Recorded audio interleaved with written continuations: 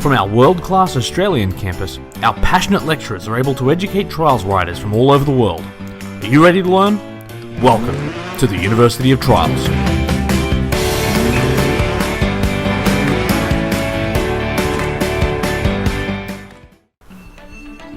We're about to start the 4th class for this semester, and by now you should be realizing that your skills are improving and your times are starting to drop. One of the things I've really enjoyed about engaging with students during the semester is hearing the stories about how you are improving. So please leave me some comments and let me know how the university has helped you. As always, we've got quite a lot to cover this class, so let's get to it.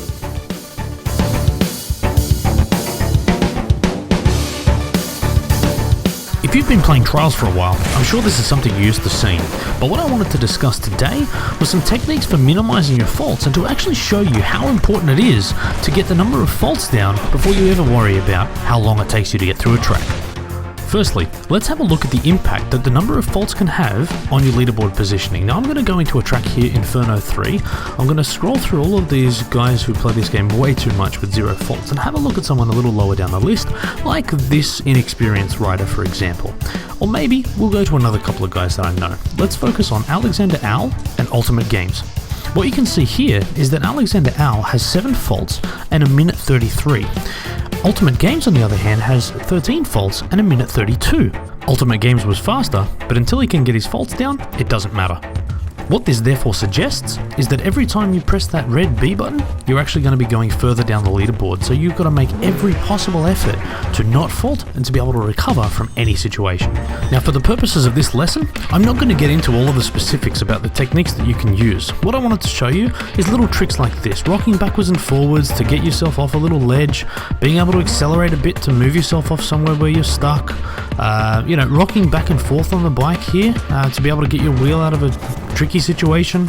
The key is to get through a track with the least amount of faults possible. The scoring clearly shows that that's beneficial. What I'm trying to encourage you to do is be as creative as you can, and only as an absolute last resort, hit the B button and accept the fault.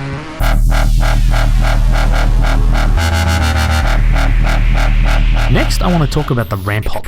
This is a type of obstacle where we have a ramp leading into a vertical ledge. Now, I believe this has quite a specific technique, and I'm hoping to share this with you here. I want to make it very clear that this is very different to the type of technique I'm showing you here, where we're actually doing a bunny hop at the top of a ramp. The key thing that sets this obstacle apart is the ramp leading into a vertical ledge, and it's very important to spot them because you'll approach them all in very much the same way. So now let's talk about the technique. What you want to do is start from a seated position and start accelerating at the base of the ramp here. What happens is that your front wheel will actually lift up as a result of the acceleration and the fact that your body weight is toward the rear of the bike. Then what you do is lean forward, and this will allow your momentum to carry you over the top of the ramp rather than having to jump. The key thing to remember is to stop accelerating as you get close to the top of the ledge. If you don't, you run the risk of your rear wheel gaining grip on the top of the ledge, accelerating and actually flipping you backwards. Now it's just a matter of continuing to lean forward, and your body weight and momentum will get you over the edge. Now let's take another look at this without the brakes and see how it's done. But here's my favorite part. Now we can actually start using that technique on a number of other extreme tracks that you may not have even thought about.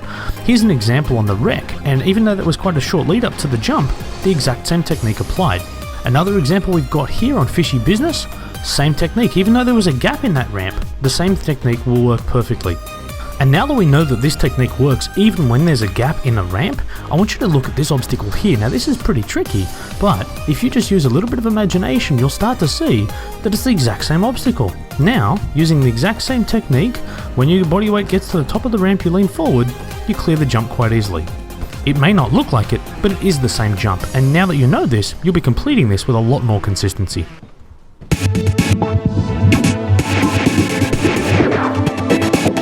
Now that we're halfway through the first semester, I thought it was appropriate that we take a little bit of time just to start thinking about the overall philosophy and the way you should be approaching a track. We've been going through a number of lessons teaching you individual techniques, and what I want you to teach you now is about how to make a particular track easy. Now, Dark City Run is not an easy track by any stretch of the imagination, but with a few of the techniques that we've taught you, we can actually make this track quite simple. The key is to break down each obstacle and think about it as it applies to previous lessons that we've provided. Now if I look at this obstacle right here, I'm going to go back to lesson 3 and have a think about the uphill transitions lesson that we talked about. What we should be doing is sitting down on the bike, lifting the front wheel up, and then accelerating gently up the slope. And that's exactly what we're going to do here. The second thing now, I'm going to look at this and think, well, that's a bunny hop from lesson 1. So I'm going to start taking this as a bunny hop and looking across the other side to realize that there's also a landing on an uphill slope, which was also covered in lesson 3. And finally, you're going to recognize this obstacle. That's a ramp hop, and we've just gone over that tutorial. As I just explained, sit back on the bike, accelerate, lifting the front wheel up, and then allowing your body weight to carry you over. Now I'm not going to go through the entire track today. I know there's a couple of obstacles ahead of this that I'm sure you're going to want help with, but for the moment, let's save them for a future lesson. What I'm trying to encourage you to do is think about each checkpoint as a standalone obstacle and tackle them individually. Find the easiest way you can get across them, find a consistent way to get across them, and if you've got to, try different alternatives like I'm showing you here to get across the obstacles in the most reliable way possible. The reason that I often suggest that new players to the series don't watch top replays is because a lot of the time it masks all of the individual techniques that are being used.